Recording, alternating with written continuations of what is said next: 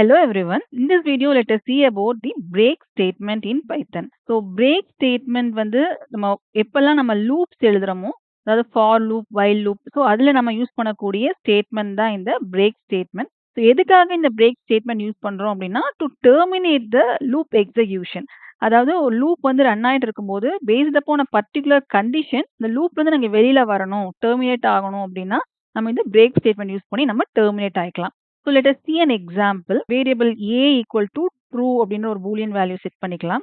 So while a. So இது வந்து பாத்தீங்கன்னா இந்த லூப் வந்து ஒரு infinite loop. So இந்த லூப்ல நம்ம என்ன லாஜிக் எழுத போறோம் அப்படின்னா we will get an input from the user. So input வாங்குற நம்பர் வந்து odd நம்பரா இருந்தது அப்படின்னா we will print that number. சரிங்களா? Then if the suppose input வாங்குற நம்பர் வந்து ஈவன் நம்பரா இருந்தது அப்படின்னா நம்ம இந்த லூப்ல இருந்து வெளியில வரணும். So that is a logic. So let us write the code for that. So ஒரு இன்புட் ஸ்டேட்மெண்ட் எழுதிக்கலாம். So num is equal to நம்ங்கிற வேரியபிள்ல let us get an input from the user float of input of enter a number. So இப்போ நம்ம condition check பண்ணிக்கலாம். If num mod 2 equal to 0, அதாவது நம் வந்துட்டு ஈவன் நம்பரா இருந்தது அப்படின்னா we use a break statement to exit the loop. Otherwise, we can print the number. So print the given odd number is num. Okay. So இந்த program எப்படி execute ஆகும் பார்த்தீங்கன்னா இப்போ suppose while true இருக்கும்போது இந்த loop வந்து enter ஆகும் இல்லைங்களா? So while the condition is true, this loop will be executed.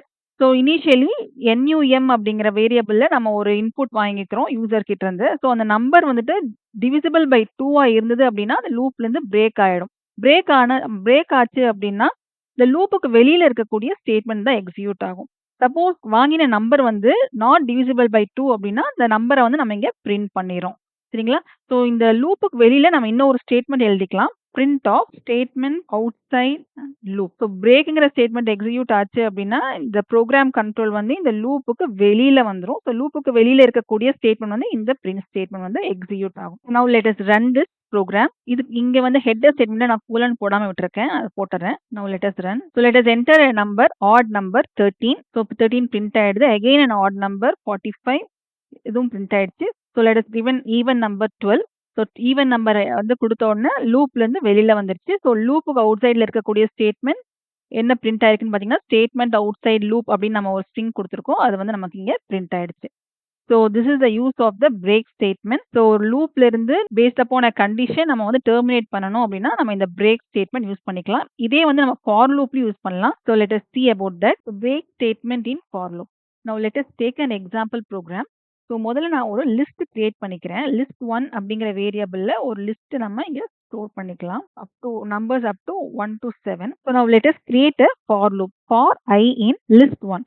So யூஸ்வலா ஃபார் லூப் வந்து எந்த ஒரு சீக்வன்ஸ் நம்ம இங்க கொடுத்தாலும் அந்த சீக்வன்ஸ்ல அந்த சீக்வன்ஸோட டேட்டா ஐட்டம்ஸ் வந்து பாத்தீங்கன்னா ஃபர்ஸ்ட்ல இருந்து 1 by 1 லாஸ்ட் டேட்டா ஐட்டம் வரைக்கும் ஐட்ரேட் பண்ணி தான் அந்த ஃபார் லூப் வந்து எண்ட் ஆகும். ஸோ இங்க வந்து லிஸ்ட் 1ல அதே மாதிரி நமக்கு இங்க 7 டேட்டா ஐட்டம்ஸ் இருக்கு. ஸோ நம்மளுடைய பர்பஸ் என்ன, இந்த ப்ரோக்ராம் என்ன பண்ண போறோம் அப்படின்னா இந்த எல்லா டேட்டா ஐட்டம் வந்து பாத்தீங்கன்னா பிரிண்ட் பண்ணணும். பட் when 5 is encountered, இந்த டேட்டா ஐட்டம் 5 வந்து என்கவுண்டர் பண்ணும்போது நம்ம இந்த லூப் வந்து எக்ஸிட் ஆகும். சரிங்களா? ஸோ அதுதான் வந்து நம்ம இங்க இந்த எக்ஸாம்பிள் நம்ம பார்க்க போறோம். So for I in list 1, if I equal to 5, then break else print I. Okay. So இந்த ஃபார் லூப் அவுட் சைட்ல நம்ம ஒரு பிரிண்ட் ஃபங்க்ஷன் எழுதிக்கலாம். So print outside loop. Okay. So இப்போ இதை ரன் பண்ணோம் அப்படின்னா முதல்ல இந்த ஃபார் லூப்ல இருக்கக்கூடிய ஐங்கிற லூப் வேரியபிள்ல 1ங்கிற டேட்டா ஐட்டம் வந்து ஸ்டோர் ஆகும். அடுத்த ஸ்டேட்மெண்ட்ல இந்த கண்டிஷன் செக் பண்ணும்போது 1 ஈக்குவல் டு 5 இந்த கண்டிஷன் வந்து செக் பண்ணும். Since this is not 1 is not equal to 5, இந்த பிரேக் ஸ்டேட்மெண்ட் எக்ஸிக்யூட் ஆகாது. இந்த எல்ஸ் பார்ட்ல இருக்கக்கூடிய இந்த ஐ, அதாவது 1ங்கிறது நமக்கு பிரிண்ட் ஆகும். அதே மாதிரி 2, 3, 4 வந்து பிரிண்ட் ஆயிடும். when 5ங்கிறது இந்த லூப் வேரியபிள் அசைன் ஆகும்போது 5 ஈக்குவல் டு 5ங்கிற போது இந்த கண்டிஷன் வந்து ட்ரூ ஆயிடும். இந்த கண்டிஷன் ட்ரூ ஆகும்போது break statement will be executed. So break statement execute ஆகும்போது இந்த ப்ரோக்ராம் கண்ட்ரோல் வந்து இந்த ஃபார் லூப்புக்கு வெளியில வந்துடும். ஸோ இந்த ஃபார் லூப்புக்கு வெளியில இருக்கக்கூடிய இந்த பிரிண்ட் ஃபங்க்ஷன் வந்து எக்ஸிக்யூட் ஆகும். ஸோ இப்போ இதை ரன் பண்ணி பார்க்கலாம். ஸோ 1, 2, 3, 4 அதாவது இந்த லிஸ்ட்ல இருக்கக்கூடிய ஃபர்ஸ்ட்ல இருக்க 4 டேட்டா எலிமெண்ட்ஸ் பிரிண்ட் ஆயிடுச்சு. தென் அவுட் சைட் லூப்புங்கிறது நமக்கு இங்க பிரிண்ட் ஆயிருக்கு.